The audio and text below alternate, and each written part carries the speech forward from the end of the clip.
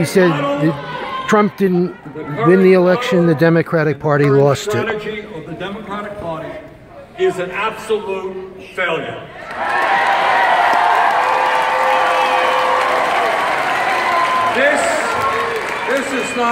This is not my opinion.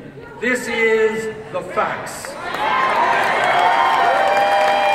You know, we focus a lot on the presidential election, but we also have to understand that Democrats have lost the U.S. House, the U.S. Senate. Republicans now control almost 2/3 of the governor's chairs throughout this country.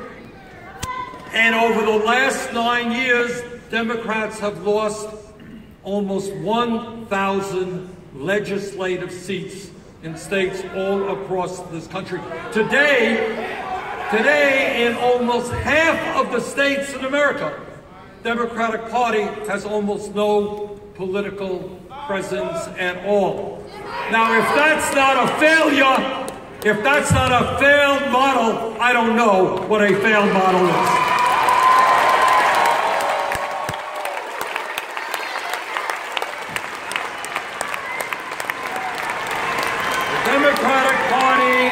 Democratic Party needs fundamental change. Fundamental change.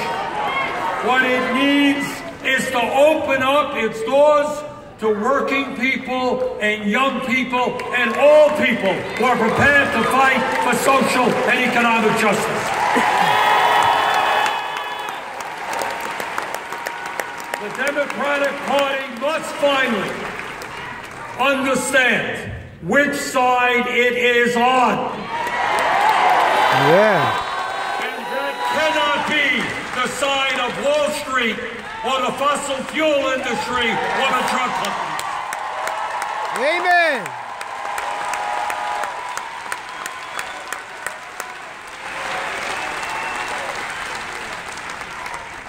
Brothers and sisters, these are difficult times and pivotal moments in American history, and I am more than aware of the political obstacles that we face. I understand very well the nature of our corrupt political system, which, as a result of Citizens United, allows billionaires like the Koch brothers to spend unlimited amounts of money. Allows them and their billionaire friends to spend hundreds of millions of dollars in an election on ugly 30-second ads that try to undermine the honesty and integrity of progressive campaigns. And that's all they can do because they can't stand and defend their position on the issues. We just saw this a few weeks ago in Montana's Rob Quistia. Yeah!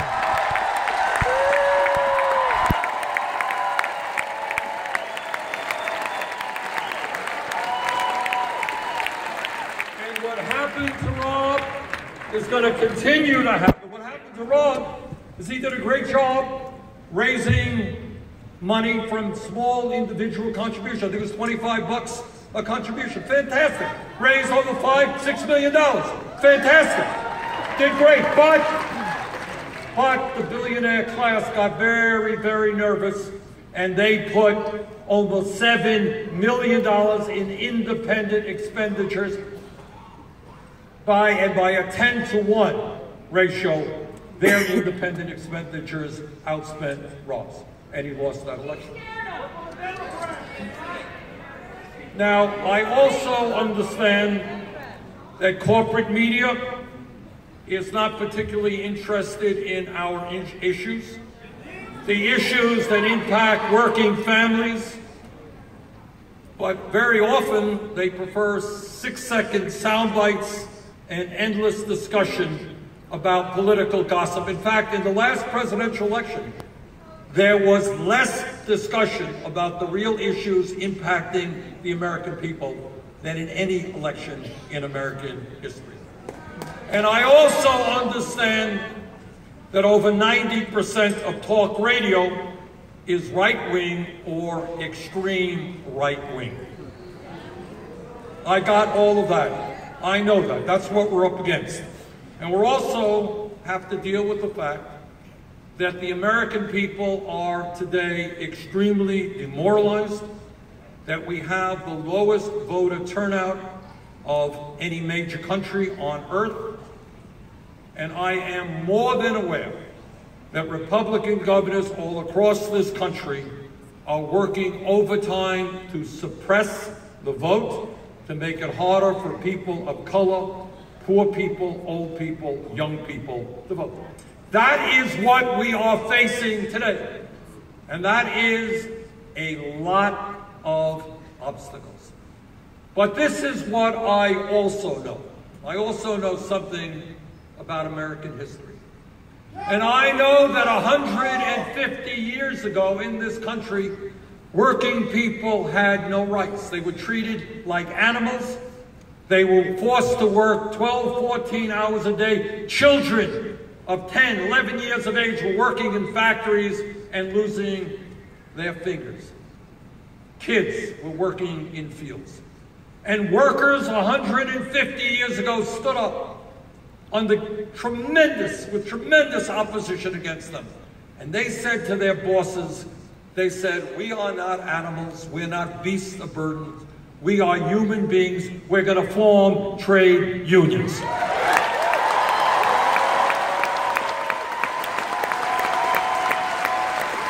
And I thank the American trade union movement for all they have done. And my pledge to you is we will pass legislation making it easier for workers to form unions.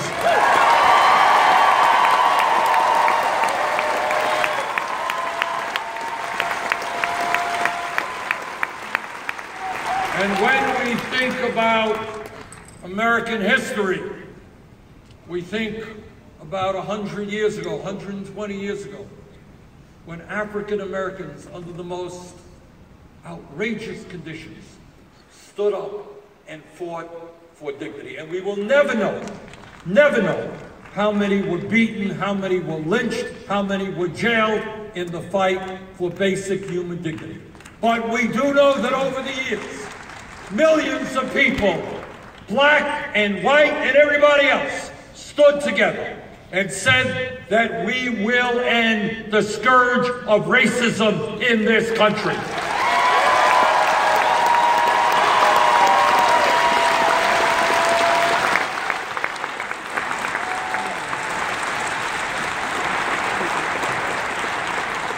And many of the children don't know this, but 100 years ago today, women in America did not have the right to vote, did not have the right to do the jobs or get the education they wanted to have. 100 years ago, no time at all.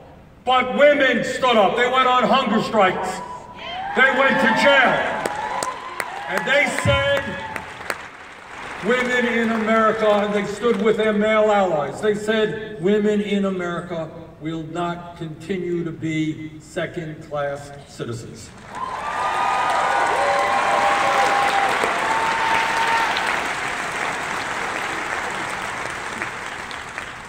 And 20 years ago, 25 years ago, no time at all, people who were gay, who were public with their sexuality, were humiliated, were beaten, but the gay community and their straight allies, against incredible pressure, stood up and said that in the United States of America, people will have the right to love whomever they want, regardless of it.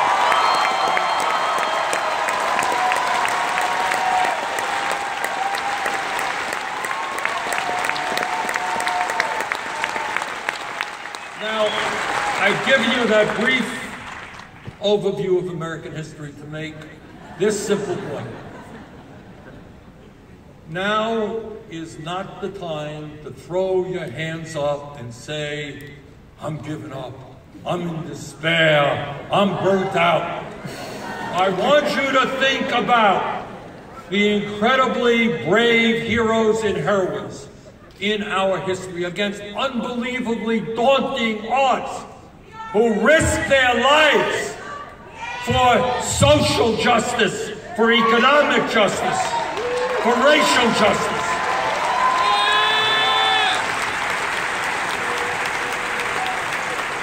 Now, the fight that we are engaged in now is a tough one, no question about it.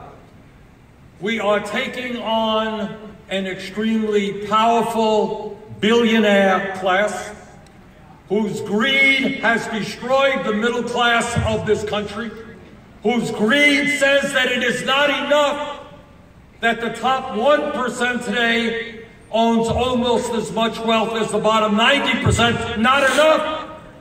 They want it all. And what we are saying today, we are going to stand up to that greed, to that recklessness, and tell the billionaire class that this nation belongs to all of us. This democracy belongs to all of us.